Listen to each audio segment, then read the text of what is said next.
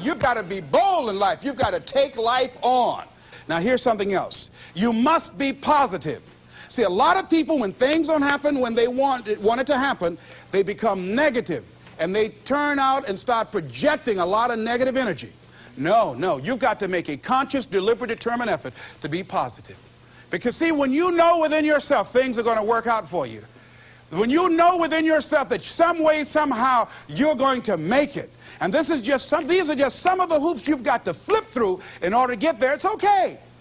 Have a friend who went to get a job, and the people didn't hire him. He was so negative. Well, hey, to hell with you then. Wait a minute. They just don't have a job today. Don't burn your bridges behind you. Don't talk about the guy's mama. Come on. All right? Oh. Now, here's the last thing. If you want to reach your goal and have a competitive edge, you've got to be hungry.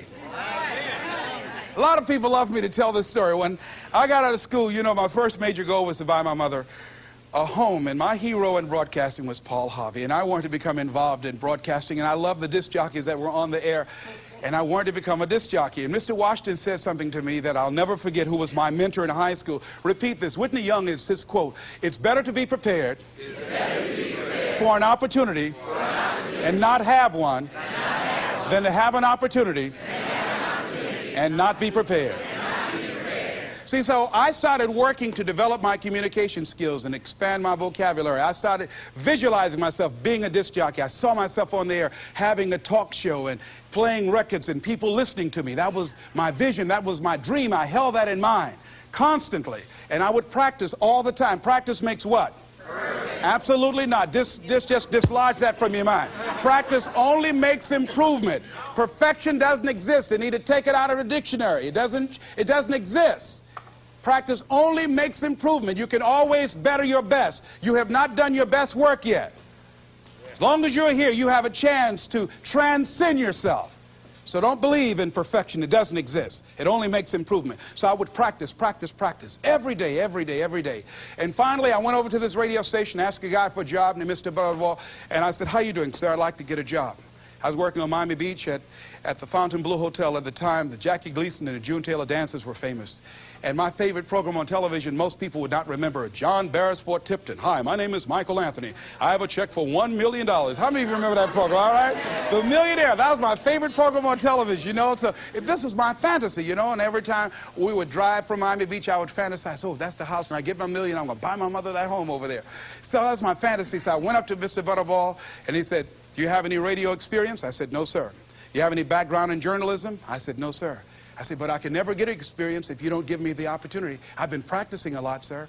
He said, "I'm sorry, we don't have any job for you." I said, "Thank you, sir." He didn't know my reasons for being there. My reason, I wanted to use radio as a means to earn the money to buy my mother a home. I went back to the radio station again. I said, "How you doing, Mr. Butterball? My name is Les Brown. I know your name. Didn't I just see you here yesterday?" I said, "Yes, sir." I said, "Y'all have any jobs here?" "Didn't I tell you yesterday we didn't have a job?" "Yes, sir, but I thought maybe somebody got fired or resigned. I didn't know, sir." I went the next day.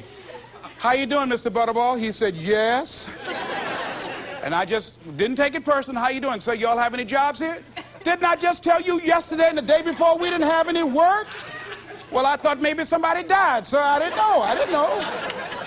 I went the next day, showed up like nothing was wrong, like I saw him for the first time. "How you doing, Mr. Butterball? Y'all having here?" He said, "Boy, make yourself useful. Go get me some food." I said, "Yes, sir." See, many times when you want more, you've got to be willing to pay your dues.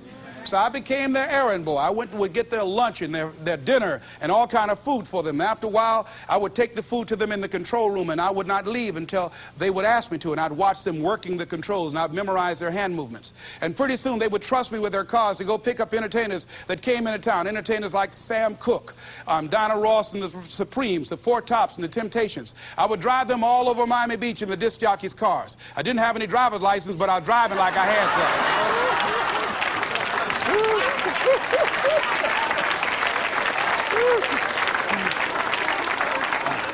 Finally, one day I was at the radio station, and a guy by the name of Rock was drinking while he was on the air. It was a Saturday afternoon. I was the only one there. None of the other jocks were available. And I was looking at him through the control room window, saying, "Drink, Rock, drink." Drink Rock. I'd have gone to get him some more if he'd asked me to. Drink Rock. Pretty soon the phone rang. It was the general manager. I said, hello? He said, Les, this is Mr. Klein. I said, I know. He said, Rock can't finish his program. I said, I know. He said, would you call one of the other DJs to come in? I said, yes, sir. I hung the phone up. I said, now he must think I'm crazy. I called my mom and my girlfriend Cassandra. I said, y'all come out on the front porch and turn up the radio. I'm about to come on the air.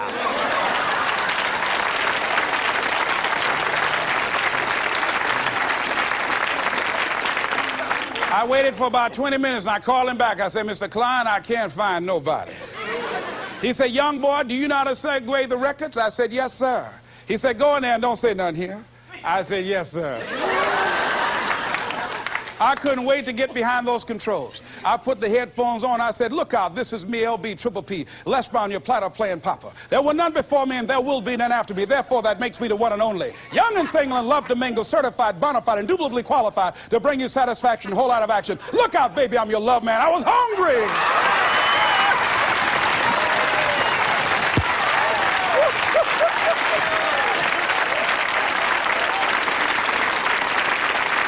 You feel better when you are able to have charge of your destiny, doesn't it?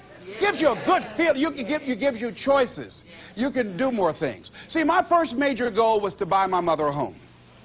I feel like Abraham Lincoln, who said, all that I am and all that I ever hope to be, I owe to my mother. And I said to my mama one day, I said, Mama, when I become a man, I'm going to buy you a home. And you won't have to go to work every day. You won't have to work. You just sit down, Mama. She was getting up, getting dressed to go to M&M cafeteria. I was just following her around. I said, watch, Mama. One day you won't have to leave here to go to work no more. It's raining outside. You won't have to go to work in the rain. You just do what you want to do. Like stay home and fix me sweet potato pie. My mama fixed the kind of sweet potato pie you can't eat with your shoes on. You have to take your shoes off so you can wiggle your toes, all right? But that was my dream. That was my passion. I saw that, and that drove me. That was my reason for being. So one of the things, in order to make this your decade, in order to reach your goals, you've got to find some reasons that make you strong, some reasons that will make you hang in there when times get rough, because they're going to get rough. It's going to be very challenging. Whenever you decide that you want to grow, whenever you decide that you want to go to another level, all hell will break loose. Everything that will happen, rather that can happen, will happen, and at the worst possible moment. They call it Murphy's Law. See, whenever you decide that you want to go to another vibration, it's like when you get into an airplane. The first thing they tell you to do is do what? Fasten your seatbelt. Because you're going to experience some turbulence when you're going up. And some of you are already experiencing that turbulence. Don't be frightened by that. See, whenever you decide you want to go to another level, you've got to fasten your psychological, your mental, and your spiritual seatbelt. Because there's going to be a while before you experience a comfortable altitude. You're going to get there. It's there. But you've got to go through this phase here. This is how you grow. This is how you develop. See, life is like a roller coaster. Sometimes you're up, sometimes you're down. Sometimes things go well, and sometimes they don't go well. But in the down moments, that's when you discover who you are. During the down moments, see, in this prosperous time, you put it in your pocket. In the lean times, you put it in your heart. And that's when you discover who you are.